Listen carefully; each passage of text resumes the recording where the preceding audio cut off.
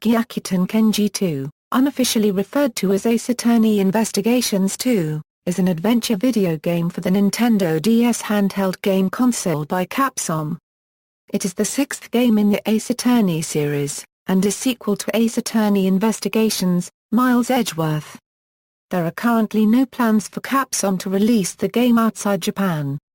Gameplay. The game features gameplay largely reminiscent of its predecessor, Ace Attorney Investigations, Miles Edgeworth, with the investigation, logic, and confrontation modes returning. A new element involves chess logic. During conversations with certain characters, the player must find a weakness in the conversation within a limited amount of time. The player is given two choices of dialogue. At times one of these pieces will show a chess piece. The player, if they believe they have an advantage in the conversation over the other character, can select the chess piece option. If the player does not yet have the advantage, they will lose some of the time meter, and will have to continue asking other probing questions in order to further build up their advantage. However, if the player does have an advantage, as represented by the relative strength of the chess pieces shown, they will succeed in overthrowing the character's conversation and progress in the game. Plot. Gyakuten Kenji 2 takes place roughly 1 week after its predecessor, and features the same three main characters: Prosecutor Miles Edgeworth, Detective Dick Gumshoe, and Kay Faraday, a teenage girl who is also an avid thief.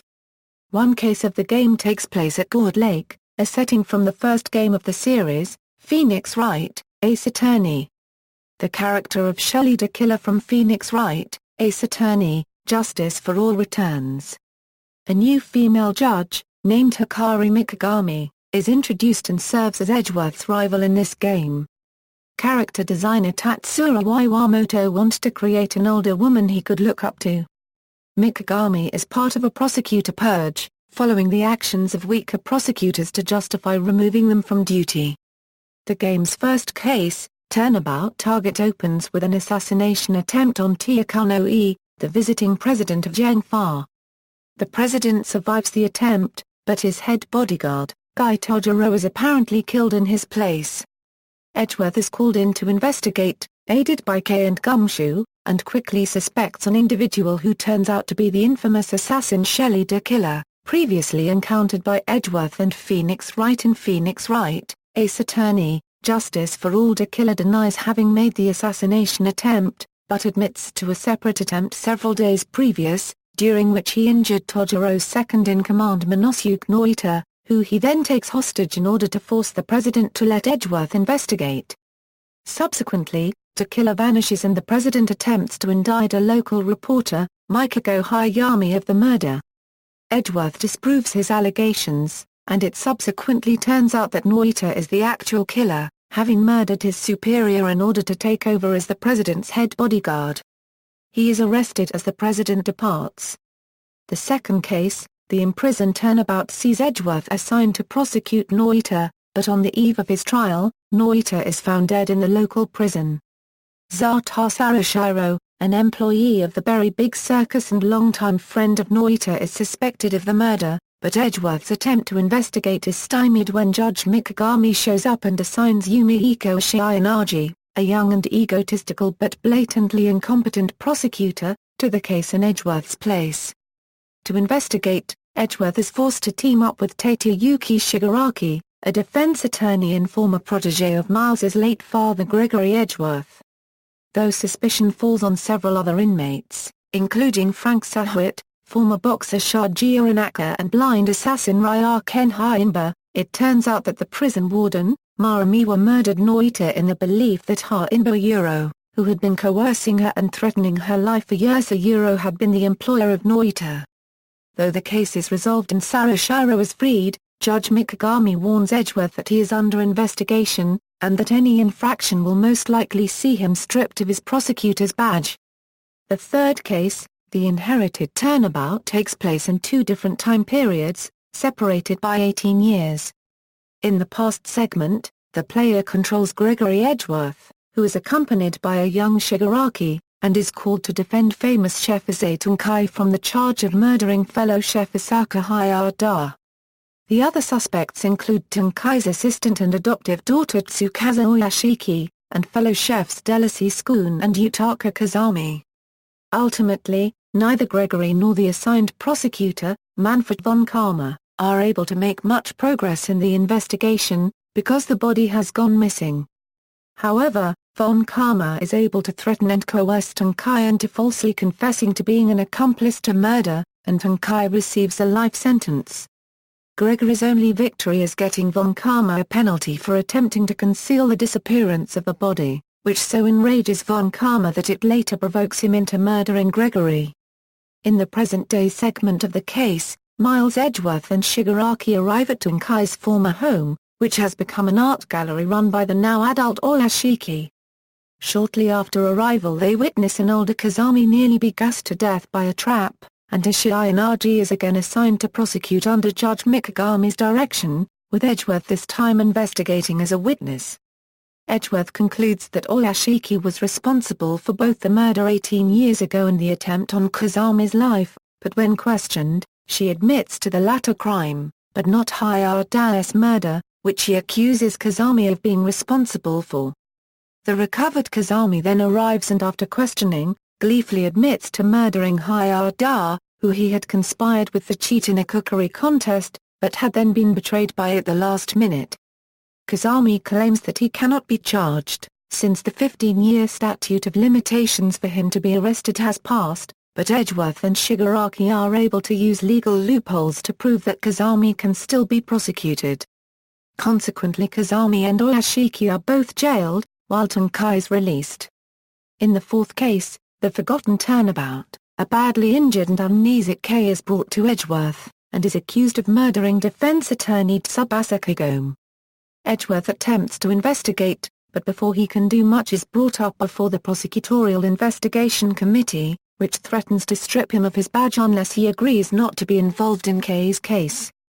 However, Edgeworth voluntarily gives up his badge and continues to investigate as an aide to Manfred von Karma's daughter, Franziska von Karma. Edgeworth discovers that someone has been auctioning off evidence from legal cases, and finds a tape recording indicating that Kagome's murderer had a burn mark on his or her chin. However, Edgeworth is then arrested on false charges of trying to help Kei escape. While in the same prison he had investigated several days previous, Edgeworth comes to suspect Bansai Ishii Inagi, the head of the investigation committee and Yumihiko's father, of being the actual murderer. Edgeworth is called to defend himself against the committee, and to his surprise Judge Mikigami suddenly turns on Bansai, who she reveals is not only the person auctioning off evidence, but was responsible for years of massive legal corruption in his former position as chief prosecutor, and even forced Manfred von Karma to prosecute Issei Tenkai despite von Karma being unconvinced of his guilt. Edgeworth fools Bansai into setting fire to his fake beard, revealing the burn mark that identifies him as Kagome's murderer, and Bansai is taken into custody. Kei recovers her memory, and though Edgeworth deduces that someone attacked her, she still can't remember who it was. Shelley the killer gives a call from a transceiver to Edgeworth, remarking that although Bansai has been discovered and arrested, the case does not yet seem to be fully solved. The fifth and final case, the Grand Turnabout, begins within an hour of the previous case, with Takaonoe suddenly turning up dead in mysterious circumstances. Edgeworth finally re-encounters Shilong Lang here, who has lost his subordinate team of 100 men due to his mishandling of the investigation into the smuggling ring. Before Edgeworth can investigate too far in, he gets involved with Maramiwa's trial. Yumihiko Ishii Inagi was due to prosecute, but fails to show up, and upon being questioned by Edgeworth, Mikigami admits that Bansai Ishii Inagi is coercing her into acquitting Miwa and to that end has abducted her adoptive son, Shimon Azura. When Edgeworth tries to rescue Shimon however, he finds out that Bansai's henchman bungled the job and actually abducted Yumihiko, who helps recover incriminating evidence that his father attempted to destroy, while Kei and Gumshoe rescue Azura, who was abducted by a third party.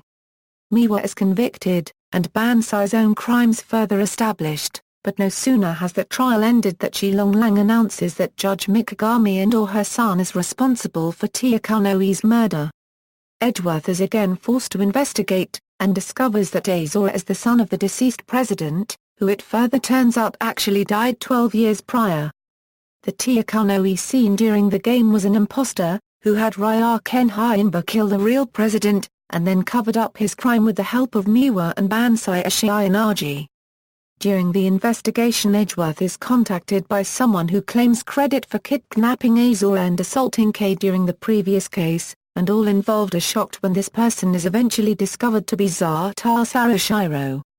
Edgeworth and the assembled law enforcers confront Sarashiro at the Berry Big Circus, and he indicates that he manipulated Miwa into killing Noita, and Bansai Ashiyanagi into killing Kagome, as Sarashiro, as a child, witnessed the real Tyakanoi's death, causing the criminals to try and eliminate him.